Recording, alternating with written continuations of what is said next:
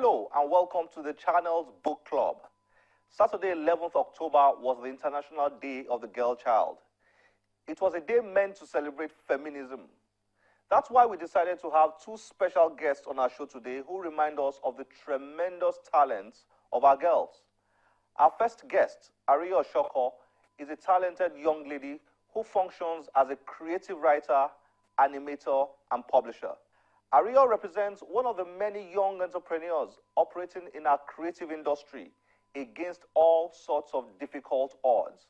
She joined us to discuss her book, her experiences in publishing, and her interest in creating Nigeria's own brand of animations for children. Please join us after this break.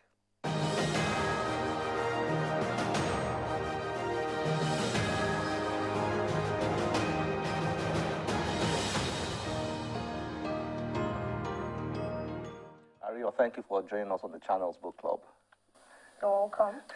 Before we talk about your publications for children, and particularly A Taste of Royal Blood, your book, let's talk about you. You have a very interesting story.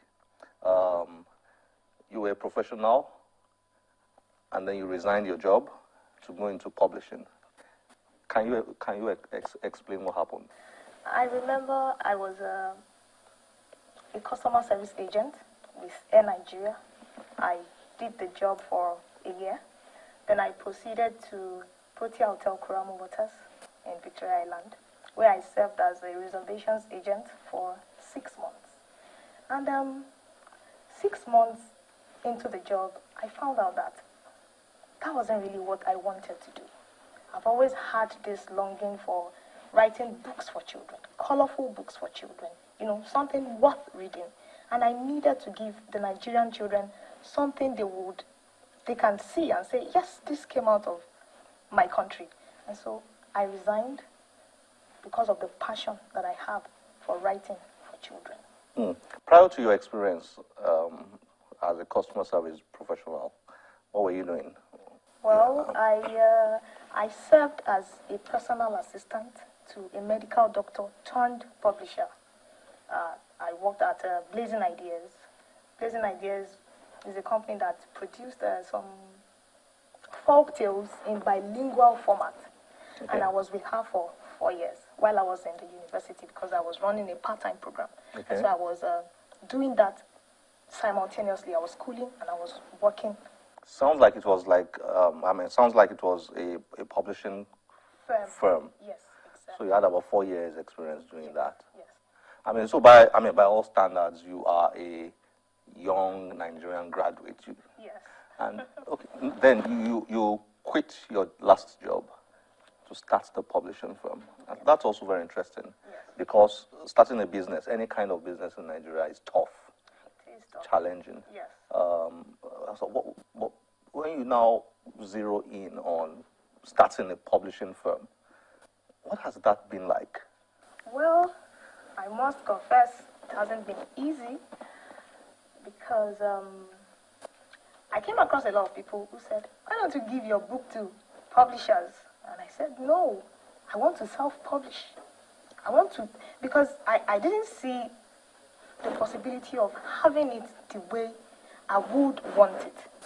Because if I want to submit my manuscript to someone else, they may say, oh, it's too colorful, it's this, it's that. And I really wanted something attractive, something, because if you're going to give children something to read, I desired that I would give them something that would pull them in. Mm-hmm.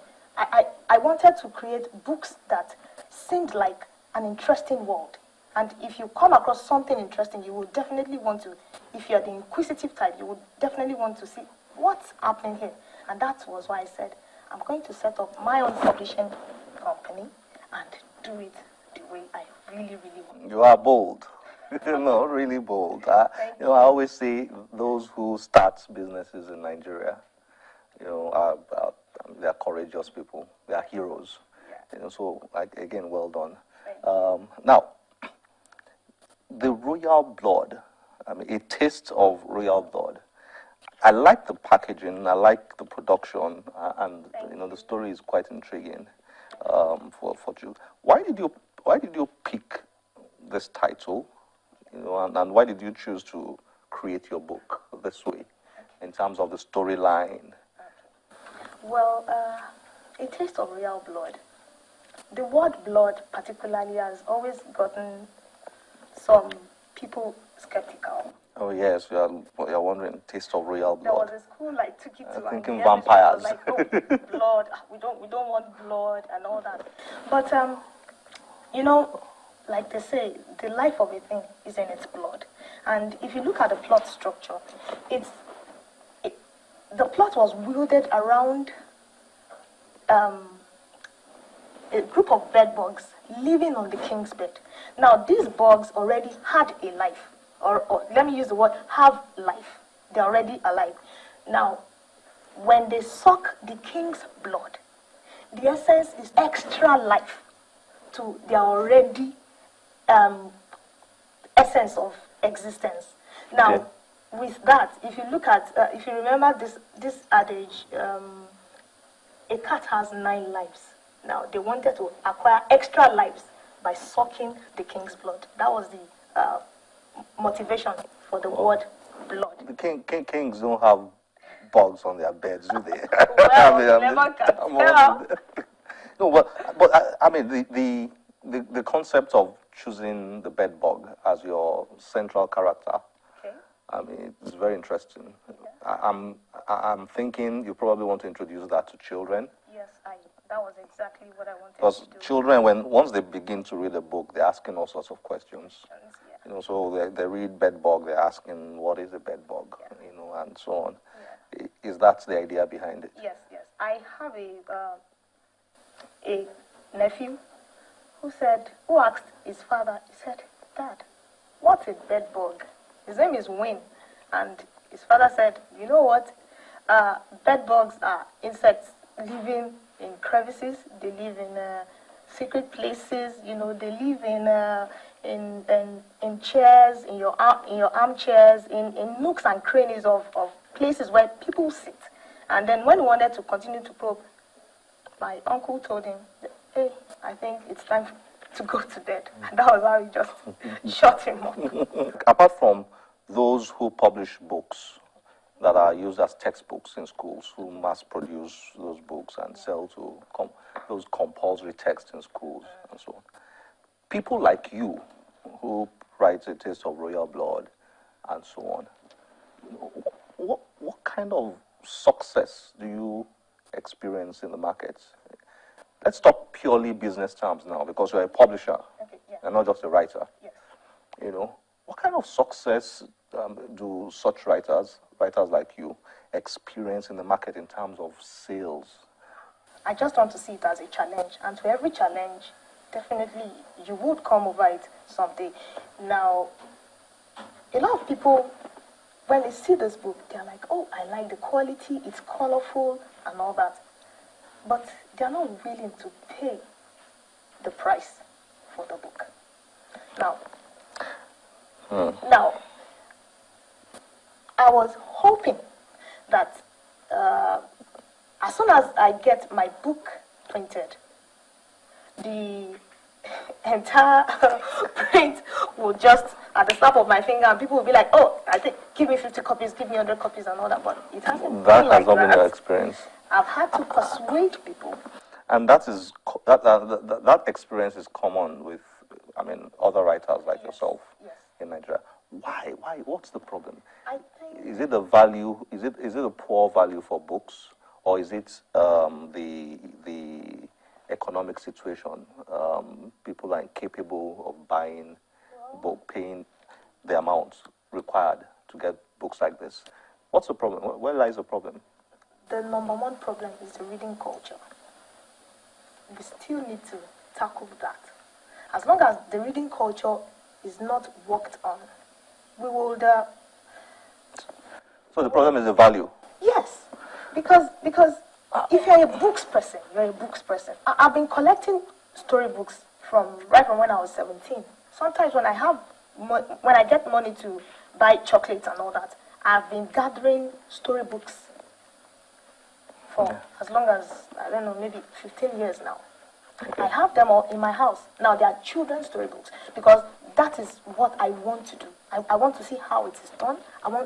I want to see the kind of quality that I'm looking for and all that. But if that is not addressed, coupled with the economic situation. Okay, now you make it sound like the problem is with the children. No. Because your primary target here is not, you're not trying to sell this to the kids. Yes. You want the kids to read it, but you're not trying to sell this to the kids. You're trying to sell this to the parents. Yeah, the kids don't even have the money to pay because the kids don't have the money to pay for it. You know, so the culture problem we have here is with the parents. You know, in the course of doing this project, I came across some things, and I was told that there are schools that are classified. I mean that schools are classified into two. That there are low-cost schools and there are schools that are expensive. Now, that if I'm going to take the book to the local schools, I really need to reduce the price to the almost like. If I may ask, how much is this? A copy goes for 1,000. 1,000. That's the cost of a phone card. I mean, considering production costs, I mean, it's a fairly good price. Considering how much, I mean, the cost of producing books, the printing industry in Nigeria, paper, and so on, and so on. You know, so it's not a very bad. And then considering the quality here, so it's not. It's a fairly decent price. Okay, I'm trying to understand this. Can we also blame publishers? Again, people like you, in terms of the kind of strategies you deploy in marketing and selling books like this. Is there a problem with the way these books are sold? I do not think. Because I know that there is a poor distribution system when it comes to distributing books across the country. Yeah. It's a big headache. So, can we also blame publishers? We can't blame publishers, because if we say we would decide to blame the publishers, then I would say that we're not being fair. Because, take for instance, look at the issue of piracy. Now, I was with someone who said jokingly, I think I need to pirate this book. And I just gave... This book? And I just gave the person a cold stare. Oh my. Apparently he was joking, but, you know, such jokes don't sound well. Now, if